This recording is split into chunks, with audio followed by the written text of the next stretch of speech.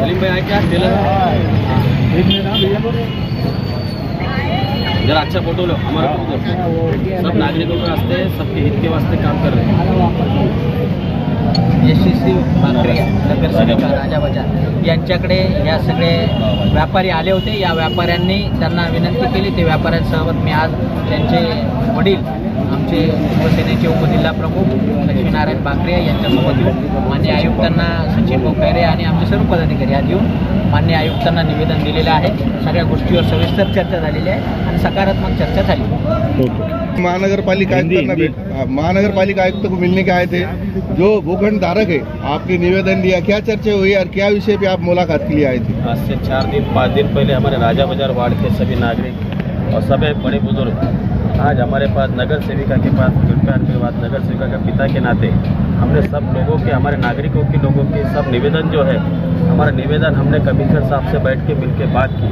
Commissioner साहब ने हमारे को ये आश्वासित किए कि ये अतिक्रमण अगर होगा तो हम निकालेंगे, पर अगर माल मत्ता धारी है तो आपकी विनंती के ऊपर सभी नागरिकों की विनंती के ऊपर राजा बाजार वार्ड और गुलमंडी वार्ड के नागरिकों के विनंती के ऊपर मैं जो है ये आपको टाइप देने का थोड़ा आश्वासित करता हूँ। पर इसके बारे में आपको जो है TDR के बारे में मुबदले के बारे में उन्होंने बातचीत बताएं और सभी जो है व्यवस्थित अगर तुम सब तैयार होते तो दिवाली तक का आपको टाइम देके आप दिवाली के बाद निकाल मैं धोखा लायक बिल्डिंग जो भी रहेगी वो सब निकालने का उन्होंने हमारे को सब पूरा बताया।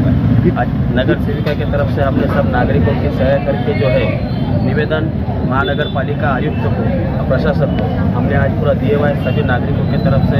और हमारे नगर सेवक सचिन खैरे ये भी हमारे साथ में है और सभी अपने पदाधिकारी शिवसेना के पदाधिकारी उन्होंने साथ में आके पूरा निवेदन। कितने माल मात्रा धारक जो TDR 300 है। आपका नाम? लक्ष्मीनारायण बाबूलाल जी बाकरिया, शिवसेना उपजिल्हा प्रमुख और नगर सेविका का पिता राजा बाजार वार्ड के नगर सेविका का रहवासी है और व्यापार करते हैं। छोटे मोटे व्यापारी जो है ये व्यापार करते हैं और इन्हीं के सबके तरफ से विनंती करके हमने आयुक्त को ये निवेदन दिया है और निवेदन आयुक्त साहब ने हमारी मान्यता 99% बोले कि हम तुम्हारी मान्यता पूरी करेंगे और दिवाली के बाद हमारे को निकाल कर आप सब लोगों ने दे देने चाहिए। थोड़ा खड़े हो जाए फोटो लेने का। वो मराठी में बोलेंगे हिंदी में? मराठी। हाँ बोलो, हिंदी में जोर से बोलो।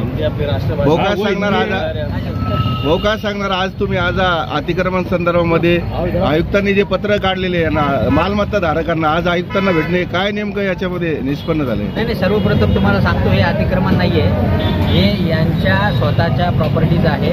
रोड वाइंडिंग मध्ये ते आलेले आहे, नवीन प्लॅन DP प्लॅन झाले त्या DP प्लॅन मध्ये आलेला आहे। आम्ही फक्त आता त्यांना काही नोटिसा दिलेल्या होत्या, आम्ही त्यांना विनंती करायला आलेलो आहोत की आम्ही तुम्हाला ज्या ज्या बाधित क्षेत्र होतात रोडमध्ये त्या क्षेत्रामधल्या सर्व मालमत्ता आम्ही तुम्हाला देण्यास तयार आहोत, परंतु याच्यासाठी काही वेळ पाहिजे, कारण की त्यांच्या प्रॉपर्टी आहे, त्याच्या प्रॉपर्टीचा मोबदला त्यांना मिळायला पाहिजे, त्यांना चांगल्या पद्धतीचा मोबदला मिळाला पाहिजे आणि तो त्वरित मिळाला पाहिजे आणि तो मोबदला देत असताना त्यांना जो वेळ पाहिजे आहे तो वेळही अत्यंत आवश्यक आहे, कारण की हे त्या ठिकाणी गुलमंडीवर वडिलोपार्जित नाही पारंपरिक व्यापार करताय, त्या ठिकाणी जुने लोक आहेत, त्या जुन्या लोकांना कोणत्याही गोष्टीची आतापर्यंत कमी पडलेले नाही। यांचं नावलौकिक आहे व्यापारामध्ये आणि हा व्यापार आपल्या शहरासाठी पण एक वैभव आहे, हे वैभव कुठंतरी टिकलं पाहिजे आणि या व्यापाराचं पुनर्वसन पुन्हा झालं पाहिजे, म्हणून त्यांना वेळ पाहिजे।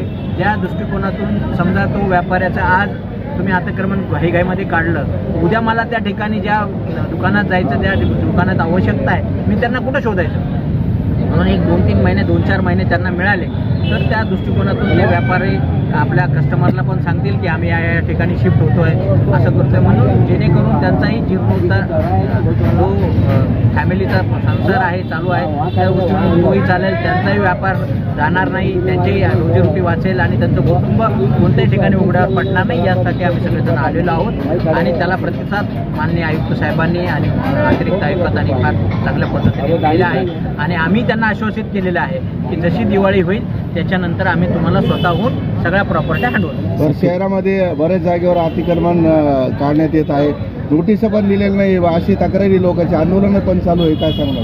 नाही, आता आंदोलनं चालू आहे, नोटीस दिलेल्या नाही आहे।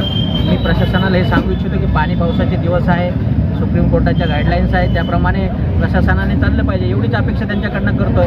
तुम्हाला माहिती आहे सरकार काय करतंय, कोणत्या पद्धतीने वागतंय. सरकार आता कोणत्या हुकुमशाही पद्धतीने चालू आहे आणि प्रशासनावर कोणाकोणाचा जोर आहे, तुम्हाला या दृष्टिकोनातून पण विचार करावा लागेल.